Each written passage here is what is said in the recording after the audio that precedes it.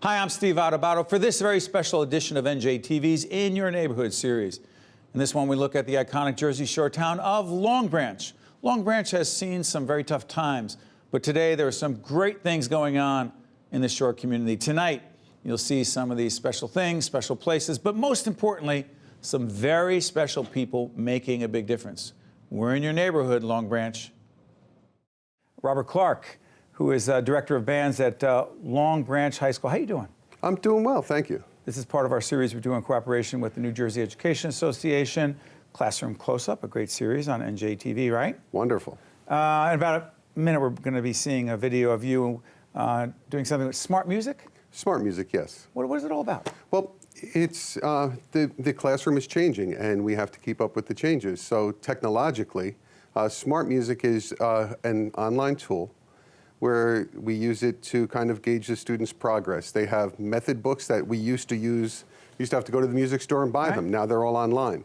And a student can kind of play into the computer.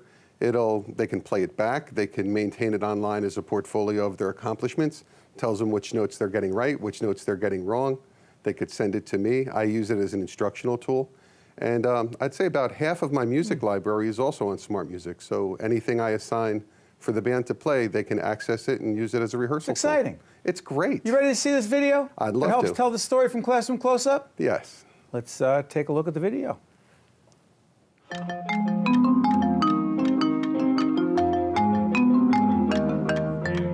Art education is important. The music education is ridiculously important. The students can succeed because they feel secure here. They feel secure enough to experiment, to fail, and they have enough pride to want to get better. For Robert Clark, helping his band students get better is a top priority. Be careful with your anvil part. You have to listen back so that you line up with the quarter note triplet. Okay. As director of bands at Long Branch High School, Mr. Clark rehearses with the marching band both on and off the field. Let me change that. He's also using some interesting technology during rehearsals. Okay, moving through. Here we go.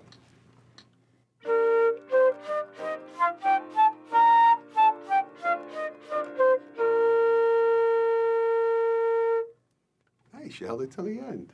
It's you with The software they're using is called Smart Music. Okay. With smart music, there is immediate feedback. When a student is looking at the screen and a note shows up green because they played it correctly or red because they didn't, that's immediate. But there's other benefits. The fact that they could use smart music as a practice tool and slow it down if it's technically difficult, that's a really good thing. With smart music, you always have the specific tempo that you have to go off of. So there's no way of us getting off of tempo. And it makes it easier to learn our skills. Okay, so now here's guard staggering out. Robert also uses computer technology to help the marching band develop and practice their routines. With the group, we were just going over one of the videos of Pieware. What you do is you input their show, and there's a computer-generated depiction of what they're supposed to be doing on the field.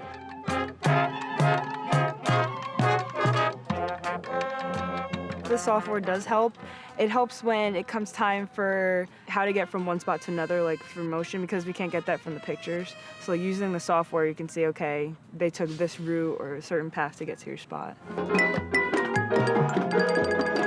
The Pieware for marching band charts, if you're ever really stuck on a chart or you just can't seem to remember them, you could just, watch that video over and over again and, just watch how the charts go into each other, watch your individual dot. In practice this week on Wednesday, we have to make sure that we have a strategy to develop the arch here.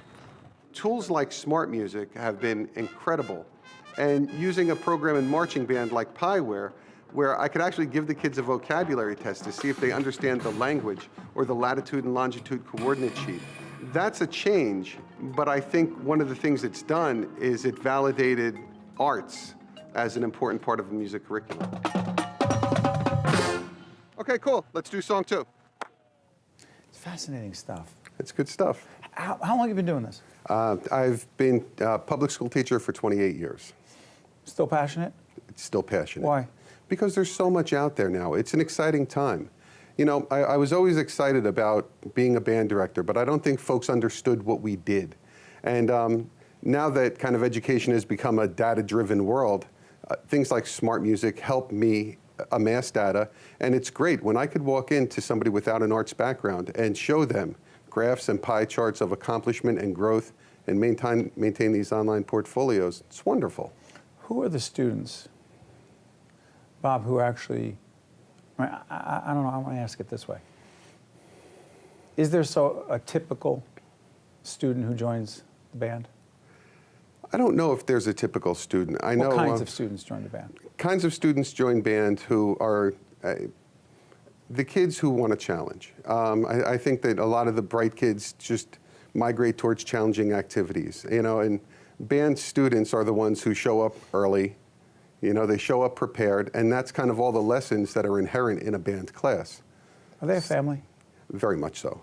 They're really a family? They're really How a family. So? Just no real learning can take place, I believe, without a strong relationship. And with a lot of these students, I meet them when they're in middle school because I go down and bring them along. I'm lucky enough to be in a school district that finances a summer arts program, so I teach them through the summer. It's a big deal. It's a big deal, and I have a 4 to 5 year relationship with these students and their families, so it is a family. How supportive are they of each other in terms of the relationships they build? Just like a family. We celebrate each other's successes and the little bumps in the road we have to handle as well. And it's good because in a band class, the leadership is inherent. Kids kind of come up, the freshmen kind of learn what to do, and then you start to see the shoes open up and they have to fill the shoes of those who have moved on. And it's really a good system. Well, I'm curious about this. How do you believe, or how do you think that young people, the young leaders, because they are, who are in band, are seen by most other kids, most other students in school? And has that changed? No, it hasn't changed in my school. I think it's the culture of the school. Are they respected in your school? Very much so. They're respected, revered. Hey, those kids are in band. That's a good thing. It's a great thing. It has always been that way at Long Branch High School. The arts successes are celebrated with the academic and sports successes equally. And it's great. And let me ask you this, the technology and the fact that you're teaching more and more with this technology, is it making being in band even more interesting? I think it makes band more accessible. Accessible. Smart music. Long Branch is a high needs district. I think right now in my band program, I have one student who's studying privately. So the fact that I have this and I have after school time where they come in and I could put them on a programmed method book outside of the curriculum, outside of the course. They could come in and they could gauge their own progress, and I could come in and facilitate that. And without the technology, I really didn't have that option before. I'm curious about this. You talked about natural leadership within band, so I want to ask you this. The most significant lesson you've learned about leadership being the band director, for how many years again? At the high school, this is my 18th. Most significant lesson you've learned about leadership is, particularly among young people?